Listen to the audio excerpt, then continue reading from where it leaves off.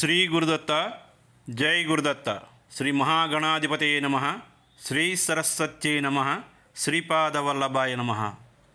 ఆధ్యాత్మిక భక్తులు ఏమన్మందికి ప్రాతకాల కృతజ్ఞతాపూర్వక అభివందనాలు తెలియచేసుకుంటూ ఇవాళ శ్రీ శ్రీ శ్రీ జగద్గురు ఆదిశంకరాచార్యులు వారిచే రచించబడినటువంటి స్తుతించబడినటువంటి అమ్మవారి యొక్క సౌభాగ్య సౌందర్య వర్ణన సౌందర్యల హరి శ్లోకం 41వ శ్లోకం మనం స్మరణం చేసుకుంటున్నాం. ముందుగా అమ్మవారి పాదపద్మాలకి శిరస్సు వంచి సాష్టాంగ దండ ప్రణామములు ఆచరిస్తూ, అలాగే శంకరాచార్యులు వారి యొక్క పాదపద్మాలకి కూడా సాష్టాంగ దండ ప్రణామములు ఆచరిస్తూ, ఇందులో ఏవైనా వ్యాకరణ దోషాలు కానీ వాగ్దోషాలు కానీ ఎటువంటి దోషాలు వచ్చినప్పటికీ కూడా వారి పాదపద్మములపై ఉంచి శ్లోకం మనం స్మరణం చేసుకుందాం. తవాధారే మూలే సహ సమయయా లాస్యపరయా. తవాధారే మూలే సహ సమయయా లాస్యపరయా. నవాత్మానాం మన్యే నవరసమః తాండవనటం. ఉభాభ్యామేతభ్య ముదయ విధి ముద్దిశ్య దయయా. సనాదాభ్యాం జజ్జే జనక జననీ మజ్జగదిదం.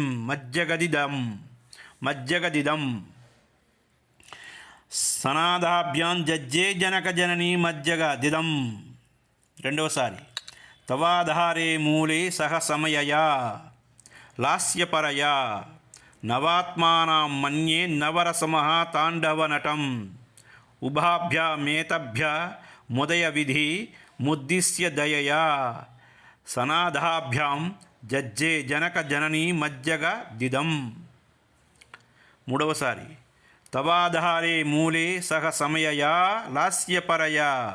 నవాత్మానాం మన్యే నవరసమః తాండవనటం.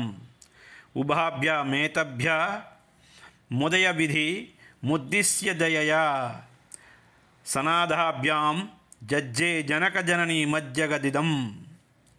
అమ్మా, నీ యొక్క స్థానమైనటువంటి మూలాధార చక్రంలో లాస్య రూపమైనటువంటి నృత్యంలో నాట్యంలో ఎంతో ఆసక్తి కలిగినటువంటి సమయ అనే పేరు గల ఆనంద భైరవతో కూడి నవరసభరితమైనటువంటి తాండవం అంటే నృత్యం నవాత్మకుడిగా 9 రూపాలు కలిగినటువంటి ఆనంద భైరవుడిగా నేను తలుచుతున్నాను నిన్ను.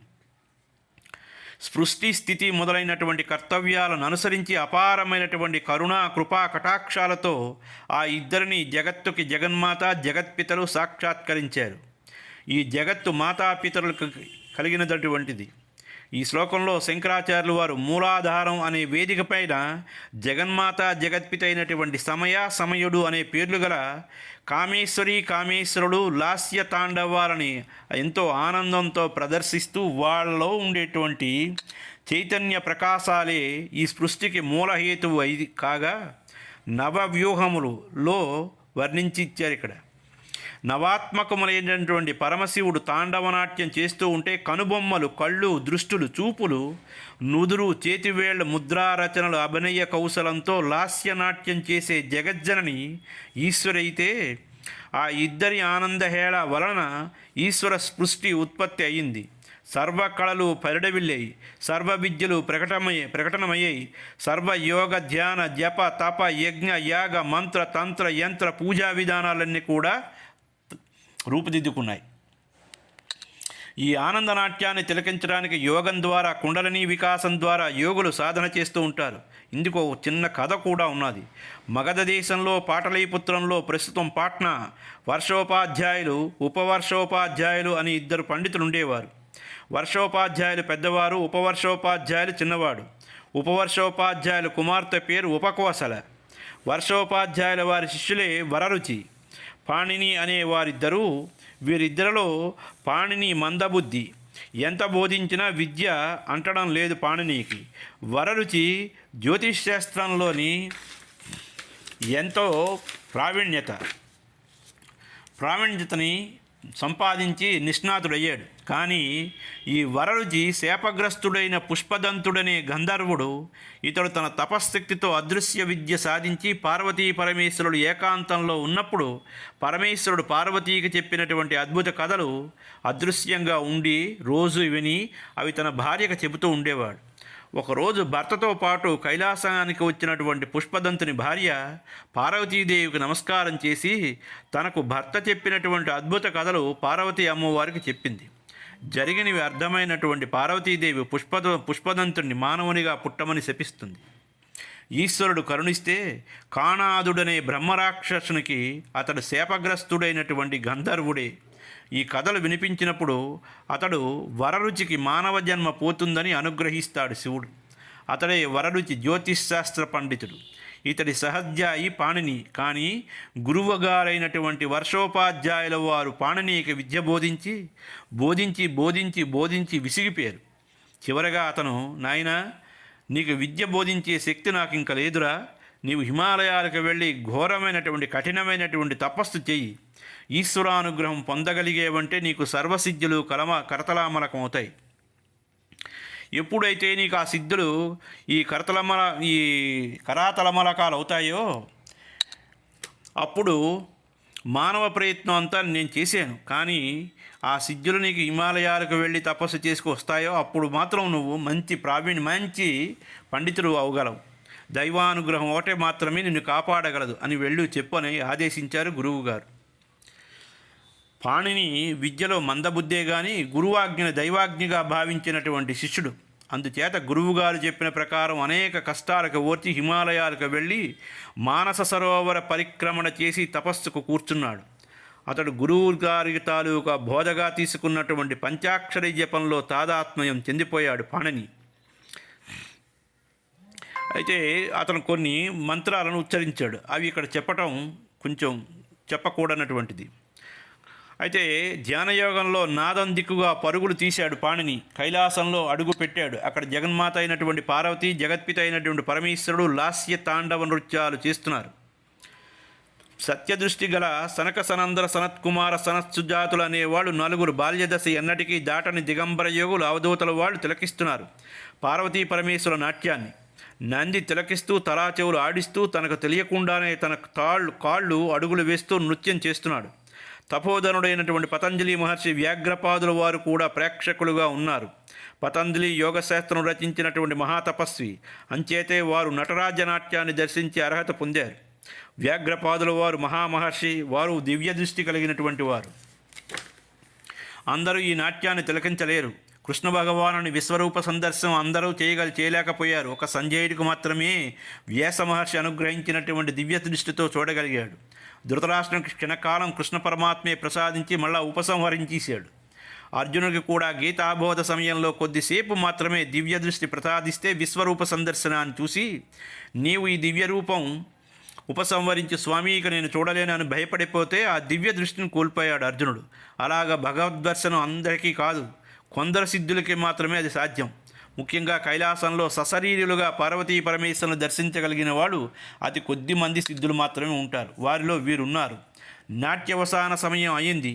ఈశ్వరుడు 14 మార్లు డక్క మ్రోగించాడు. ముక్తాయింపుగా డక్కానాదం మరలా మొదట పాణిని విన్న అక్షర హల్లు సముదాయ నాదాన్ని పలికింది. కైలాసంలో అడుగుపెట్టి శివపార్వతుల దర్శనం, వారి తాండవ నాట్య లాస్య నాట్య దర్శనం అయిన మరుక్షణంలోనే పాణినిలో అపార విద్య అమృత జురిలాగా కట్టెలు తెంచుకొని ఉబికి ప్రవాహంలా వచ్చేసింది. అచ్చులో అకారం మొదటిది, హల్ అనేది చివరిది. వీటి మధ్యలో ఇమిడి ఉన్న అచ్చులు హల్లులను ఆ అనేది సూచిస్తుంది. అలోంతస్య అంటూ పాణిని వ్యాకరణ మొదట సూత్రాన్ని గట్టిగా చదివాడు. ఆనందంతో శివపార్వతులు, సనక సనందనాదనాదులు, నంది, విఘ్నేశ్వర, కార్తికేయులు, ప్రమదగణాలు ఉలిక్కిపడ్డారు. కైలాసంలో మానవ వాక్కు ఎక్కడి నుంచి వచ్చింది అని పాణిని వైపు చూశారంతా. పాణిని అమాయకంగా చెప్పుకుపోతున్నాడు వినయంగా నమస్కరిస్తూ.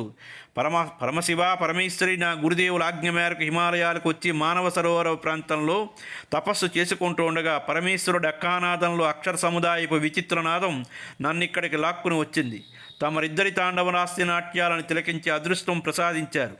ఈ అక్షర సముదాయంలోంచే నాలో వ్యాకరణం అనే ఒకానొక భాష శిక్ష ఉబికి వస్తోంది. భాషకు వ్యాకరణం ప్రాణం, పద్యానికి శ్లోకం, ఛందస్సు ప్రాణం.